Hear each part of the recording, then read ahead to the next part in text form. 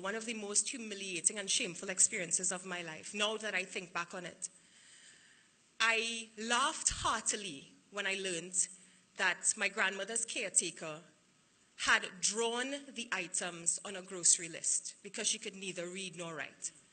I was 11 years old, and with my 6 or so years of primary school education, I thought I had earned the right to humiliate someone who probably never had the opportunity to enter the doors of a primary school.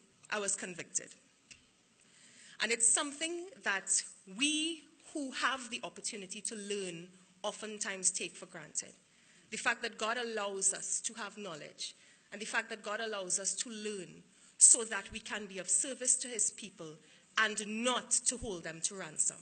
How do we foster in ourselves a culture of honorable learning? Learning not for ourselves or for our own achievement, or so that when I walk into your office in 20 years, there are thousands of diplomas on the wall, but learning so that you can impact the lives of people and be a testimony to them.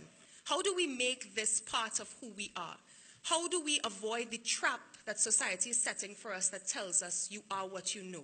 We do that by putting 3 batteries into our backpack. This is just my opinion of it. I could be very wrong. And those 3 batteries are respect, humility, and gratitude. Words that we hear every single day almost. They become cliche to us. Respect, humility, and gratitude. If I ask you, what is respect? What is humility? What is gratitude? You'll be able to answer me. But do we really ponder these things? And do we try to embody these traits in our own lives? So let's start with respect. What is this thing about respect? There is a notion out there that respect is a two-way street. I would like for you to reject that. I would like for you to think about respect as being something very much one way. That you respect a person simply because they are a person. And you respect that person because you are a respectful person. My grandmother, who is my hero on this planet, she passed away some years ago. She was a nurse for all of her life. And when she left the nursing profession, she left at the highest rank. So she had quite a distinguished career in nursing. And she always told me the story about the 2 types of doctors in pre-independence Trinidad. And one of those doctors was the type that lived up to what a doctor should have been at that time. Went abroad to study, knew a lot about medicine. They were the doctors. They were the respected folks. They were the ones who made decisions and got things done. They were the people that were revered in the health centers and in the hospitals.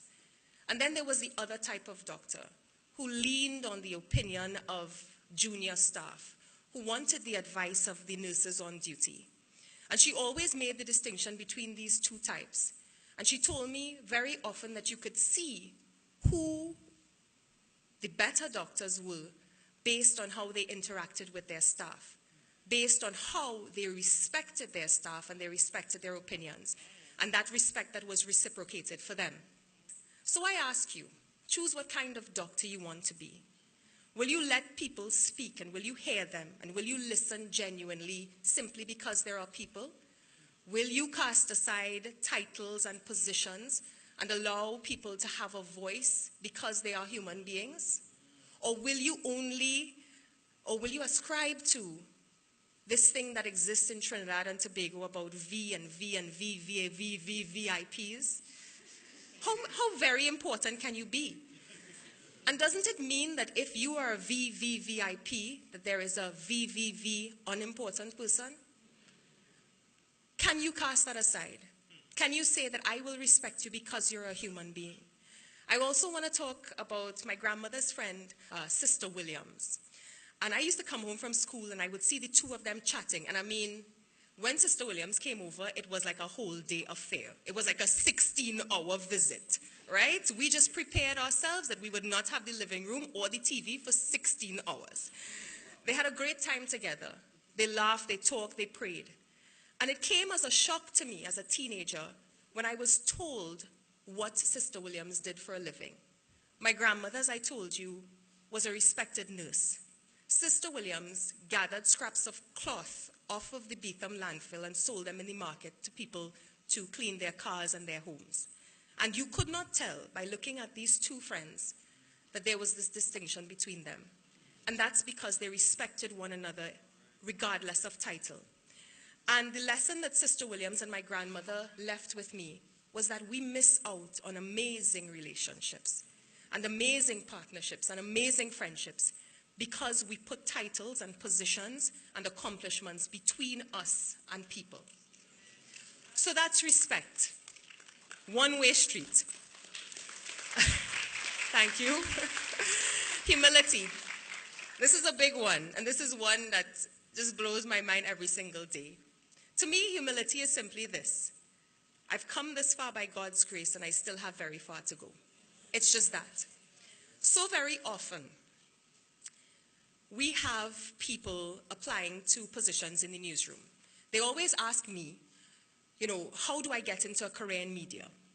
And my response is always my experience, which has been that you get an internship and you work really, really hard. And by the end of that internship, the organization that you work for should not want to let you go, right? So that is the advice I give. But you know what comes in the way of someone getting an internship and working really, really hard? You wouldn't believe. Their own success, degrees, accomplishments. My son has a degree. Why should he work for a stipend for 3 months? Fair enough. Stay on the outside of the building and try to convince them to let you in. Humility is that thing that opens doors. You are going to need people to help you. Let me talk to you about my Aunt Joy. My Aunt Joy she worked at the Office of the Ombudsman. She was an investigator. So a lot of the work of the Office of the Ombudsman had to do with complaints from just ordinary citizens, but a lot of complaints from prisoners. Somewhere along her tenure at that office, she lost her sight. It was very, very tragic. She developed cataract and she lost her sight. She was very afraid at one point in time that she would lose her position because she had lost her sight. After all, she'd been hired as a sighted person, and now she was blind. So she was always concerned that she would lose her position because she wouldn't be able to function in the same way. Go to the prisons, talk to the prisoners, and do the job at hand. And I remember seeing one day when I went to see her after school, she was walking down the corridor of the Ombudsman's office, and he had summoned her for a meeting, and she was blind. So she was using her memory of that space to guide her. And one of her junior staff members came out of the office seeing that she was walking down, and they just walked beside her so that she would know that if that shoulder moved left or that shoulder moved right, she would be guided in that direction. And the only reason that that person did that is because she had been humble. And because you need people to help you in your life. You cannot do it on your own. Be humble. So the last one, guys, is a big one. The biggest one, I would say. Gratitude. If you ask people what gratitude is, they'll probably say saying thanks. I would like to assert that gratitude is a lifestyle. Gratitude is living thanks. You may not always have the opportunity to say thank you, but your life of gratitude should express that. It should lead you every single day to believe that I am not here on my own merit. I am here because people have helped me. And for me to think that I have come where I have come to without people is not just selfish, but I believe that it is sinful.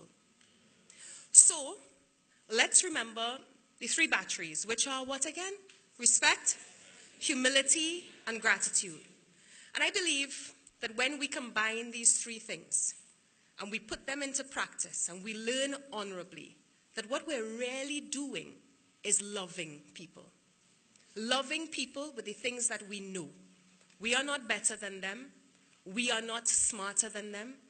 We are not more entitled. We do not deserve more. We just love.